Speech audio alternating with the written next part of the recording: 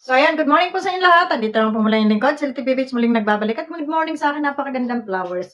Ayan, ito po hindi plastic ha. Original. Ayan, ayan. Yan po ang kanyang puno. Ayan, may dahon pa. Ayan. Yan po ang ating tanim at pampalis ng ating stress. So good morning po sa inyo lahat. Andito naman po muli yung lingkod. Si LTV Beach muling nagbabalik. At shoutout muna tayo sa ating mga kasamahan. Sana ay makompleto na at meron tayong nalilimutan kasi hindi natin memorize. Yun na nga eh. Hindi natin sila ma-memorize lahat. Shoutout po kay Ma'am Erma Galo Mix Vlog. Pakisupport po ninyo. Malu de Los Santos, Banat Bagsik, Selena Barbosa Official, Ma'am Pixie Lixie, Hayat Zamora, and shoutout po kay Madam Bupil sa ating kaibigan. At marami pang iba. Shoutout po sa Team Rise Above International. Ayan. Sa Team Kalahe. Ayan. Shoutout po sa lahat na may mga team. Pero lang dun sa may mga maiitim na balak, no? So, yun. Shoutout po sa ating lahat. At ayun, dumako na tayo. Saan po baga tayo? Sino ating re-reactionan? Ang re-reactionan po natin ay itong si Sangkay na kung saan ay nag-reaction dito kay Rina. At yun na nga po, no? Ang malupit. Ang malupit dito ay ipinagkumpara ni Sangkay itong si Rina dito kay Rachel. Ano? At sabi noon sabi niya wag daw ipagkumpara dahil daw si Rachel ay charity vlogger at malayong malayo di umano dito kay Rina. Di ba? So dito po ay maraming umalma sa kanyang comment, sa kanyang reaction na ito, no? Nawala naman ang hilig kasi ni Sangkay gumawa ng kwento. Wala pong nagkukumpara kay Rina at kay Rachel. Wala akong nabasa, wala akong nakita doon sa mga comment section ng mga fans club na yan, yung mga solid fans ng mga ano nila, ng mga grupo-grupo nila dito sa Facebook. Wala po akong nakitang ipinagkumpara. Basta ang nabasa ko lang doon, may nabasa ko doon na yung iba ay wag masyadong mag-assume na itong si Edo ay talagang merong kumbaga magkakaroon sila ng happy moment nito ni Rina. Kasi nga ito si Rina ay bunsong kapatid lamang ang turing ni Edo. No, yun yung nabasa ko. Pero yung comparison about Rachel at Rina ay wala po tayong nabasang ganyan. So ito pong si Sangkay ay talagang mahilig gumawa. Ito pong si Sangkay ay mahilig talagang gumawa ng issue. Dahil nung una ang sabi niya ay wag ikumpara, wala pong nagkukumpara kundi siya lamang. No? Wala po siyang nabasa kundi guni-guni lamang niya. Mahilig siyang gumawa ng kwento para may mapagkwentuhan, may maitapik lamang siya. Yan ang hirap sa'yo, Sangkay. Kailangan mo pa bang gumawa ng eksena para mayroon kang mai-content. Marami kang pwede i-content dyan. No? Hindi ba talaga po pwede na hindi ka gagawa ng issue? No? Tapos ang sabi mo pa dito, sa kasamaang palad, ay, ang sabi mo dito ay special child. Saan ba yun? Ayan ha. Hanapin ko muna. Kasi hindi maganda itong iyong ginagawang ito, Sangkay. Magkaroon ka lang ng ng views. Talaga naman gumagawa ka ng eksena. So, ito. Meron na kumbaga nababasa ng mga comments, na inihalin tulad, ikinukumpara si Rachel at saka si Reyna dito sa birthday ni Rachel at saka birthday ni Reyna. Para sa akin, hindi dapat ikumpara. Kasi may kanya-kanyang buhay yung dalawang to. Iba si Reyna, iba si Rachel, no? Sana iwasan natin na ikumpara itong dalawang ito. Si Rachel tumutulong, nag-charity.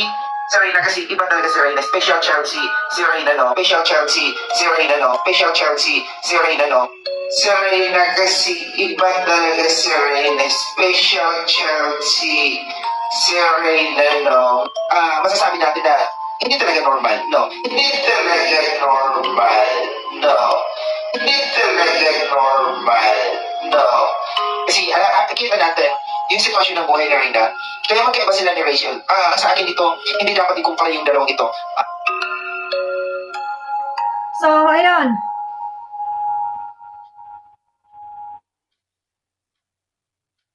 Hinusgahan na po ni Sangkay, no? Hinusgahan na, hinatulan na itong kawawang Reyna, no? So, napaka nito, hinusgahan, hindi raw normal at special child. Sa pagkakaalam ko, ang special child po ay yung bata na magalaw, patakbo-takbo, at anong tawag doon? Yung iba nga, nagtutulo yung laway, di ba? Naglalaway pa nga yung iba. Pero si Rina po, normal.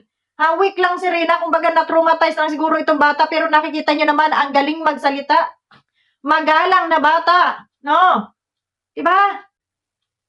Kaya paano mo masasabing hindi normal? Normal ang galaw ni Rina. Nangingino po. Magalang, marespeto, at saka malambing na bata. Paano hindi mo masasabing, o sabihin na natin medyo weak yung kanyang pero hindi siya yung sinasabi mong anong tawag nito? Hindi siya abnormal sangkay. Kaya wag mong gawan ng kwento, wag mong siraan, at wag mong ikumpara. Ikaw lang yung nagkumpara talaga kay Rachel dahil about doon sa birthday party. O sabihin na natin ako ay nagkomento, no? Ako ay nagkomento tungkol doon sa birthday party. Nag-reaction din ako tungkol doon sa birthday party ni Rina na pangatlo na. Pero hindi si Rina ang aking nireaksyonan at hindi si Rina ang aking ikinumpara kung kani-kanino o kung nilait. Ganito yan.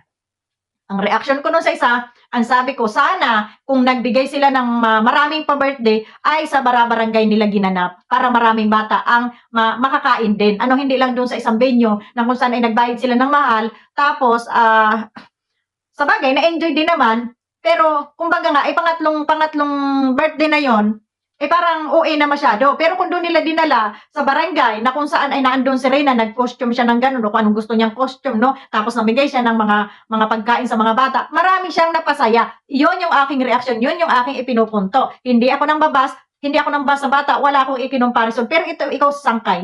Sabihan mo pa ba naman ng hindi normal? Sabihan mo ng may sakit. Ano bang tawag dito? Ulitin nga natin, no?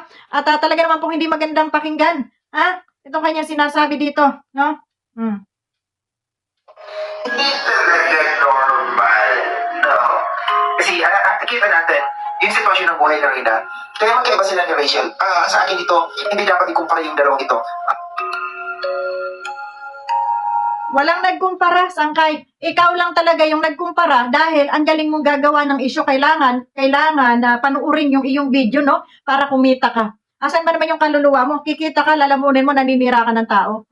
Sabihin mong hindi normal. O ayan, ang daming nga ba sa'yo, ang daming mong basher dyan. O may nag-unsub pa. No, kasi nga yung bunganga mo, wala kang pakundangan.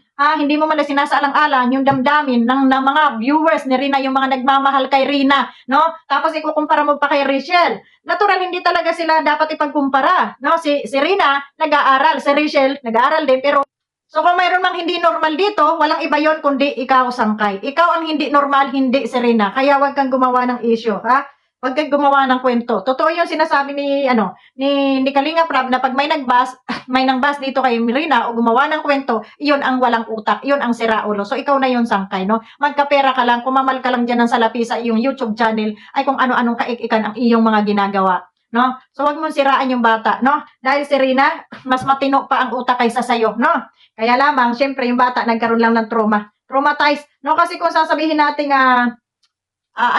yung autism siya o ano pa man. Hindi ganyan ang itsura ng bata kasi ang dami kong nakitang bata, no? Na hindi normal, na hindi kagaya ni Rina. Na si Rina ay matino, maano yung pag-iisip, no? Kita mo nga, ito maanuhan lang to. Tuloy-tuloy na yung pag-ano nito, konting develop na lang. Kasi nung unang inilabas si Rina, maraming nagsasabi, normal siya, no? Hanggang kahit eskwelahan niya nagsasabi na siya ay normal, pero na-traumatize lang yung bata. So, ganon, no? Wag kang gumawa ng kwento. Wag mo nang ikumpara kung kani-kanino. Dahil ang tao, may kanya-kanyang karakter. No? May kanya-kanyang karakter ang tao. Kaya hindi talaga pare-parehas, wag mong ipagkumpara kahit kanino, no? So, ayan, awayin nyo sa mga nagmamahal dito kay Rina, ay, yan, awayin nyo na yan, sangkay nyo na yan, no? Kaya mapanira talaga yan. Ayan, kayo narinig nyo na yan, siya na nagsabi, hindi normal, etc. Ganun ganito. Wala po ako narinig na nagkumpara dito kay Rina, na gumawa ng kwento, kundi si sangkay lamang. So, yun lamang, maraming salamat, and God bless po sa ating lahat. Babus!